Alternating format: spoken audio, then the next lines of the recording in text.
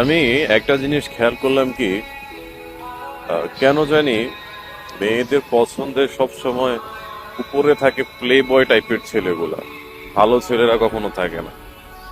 কারণ আমি যতটুকু দেখলাম মেয়েরা সবসময় একটু অ্যাগ্রেসিভ, একটু রোমান্টিক, একটু বোরিং টাইপের ছেলেদেরকে তাদের পছন্দ না। যেসব ভালো ছেলেরাই সবসময় বোরিং হয়, এই জিনিসটা আমি জানি। তো মেয়েদের পছন্দগুলো সবসময় গাঁজাখোর, পাটপাত, মানে প্লে বয়, যার একাধিক রিলেশনশিপ থাকে তাদেরকেই কেন পছন্দ। বা তাদেরকে পছন্দ হওয়ার রিজন গুলো থাকে অনেক, যে আসলে প্লে বয় করে কি, তারা অনেক রোমান্টিক কথাবার্তা বলে, একটা মেয়েকে ওই জায়গাটা দিয়ে দেয় যে হ্যাঁ তুমি আমার সবকিছুর উপরে আছো, তুমি আমার লাইফে সবকিছু। এবং তাদের পরিচয়টাই হয় এইভাবে ইমোশনালি। এখন একটা ভালো ছেলের কাছে যখন আপনি যাবেন, বেচারারা যদি আপনি কিছু বলেন, হ্যাঁ সে আপনার কথায় কথায় মুখ